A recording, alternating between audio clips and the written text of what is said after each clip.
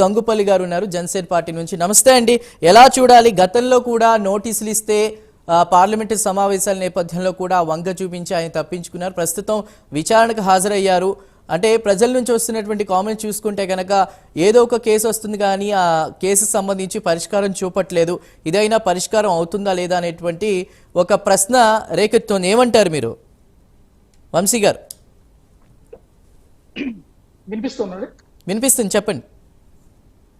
మొదటగా ప్రైమ్ 9 ప్రేక్షకులకు, ప్యానల్లో ఉన్న సభ్యులకు, చందు గారికి గుడ్ ఈవినింగ్. అండ్ ఈ పర్టికులర్ ఇష్యూ గురించి మీరు అడుగుతున్నారు. ఈ పర్టికులర్ ఇష్యూ యాక్చువల్ గా 2 స్కామ్లు అండి. ఒకటి కాకినాడ సీ పోర్టు, ఇంకోటి Kakinada SEZ, special economic zone. So ఈ సెజ్ కి సంబంధించి యాక్చువల్ గా దీని వాల్యూ, షేర్ వాల్యూ 2500 crores, 2500 కోట్ల వాల్యూ మొత్తం ఈ సెజ్ కి సంబంధించిన నెట్ వాల్యూ.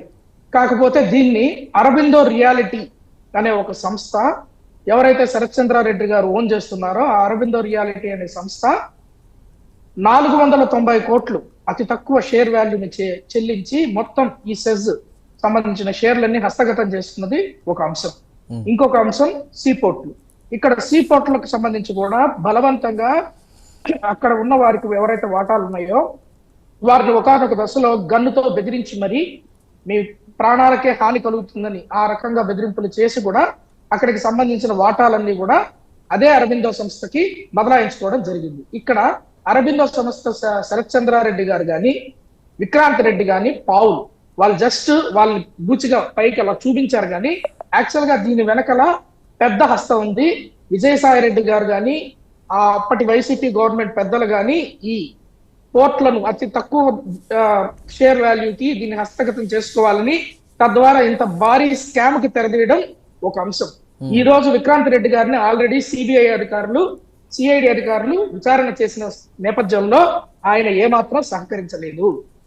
కోర్టుకి కేసుకి ఏదైతే ఈ అక్రమ బదలాయింపులు, ఈ షేర్లు, ఈ లావాదేవీలు, వస్తున్న కంప్లైంట్లు, వీటి మీద పలు దఫాలు సిఐడి అధికారులు వారిని ప్రశ్నించగా ఏ విధమైన సమాధానము వారు మనకు ఉపయోగపడే, సిఐడి అధికారులకు ఉపయోగపడే సమాధానం కానీ సహకరించిన విధానం కానీ లేదు. ఈ రోజు ఫైనల్ గా విజయసాయి రెడ్డి గారిని ఈడీ పిలవడం, సిఐడి దర్యాప్తు జరుగుతోంది. వారు ఏమాత్రం సహకరిస్తారో మనం చూడాల్సిన అంశం. ఇక్కడ విజయసాయి రెడ్డి గారి పాత్ర ఏంటంటే ఆయన ఆడిటర్, మనకు తెలిసిన విషయమే.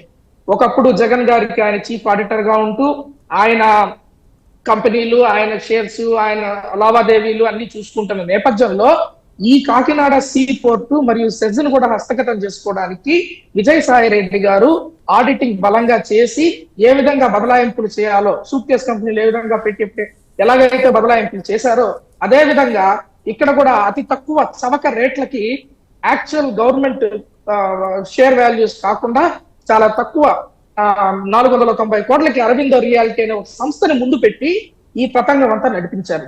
ఖచ్చితంగా కూటమి ప్రభుత్వం చాలా చిత్తశుద్ధిగా ఉంది. ప్రజల ఆస్తుల్ని కాపాడడానికి మేము దయచేసి వెనకడుగు వేసే ప్రసక్తే లేదు. ఎలాంటి కుంభకోణాలు చాలా వెలుగులోకి వస్తున్నాయి.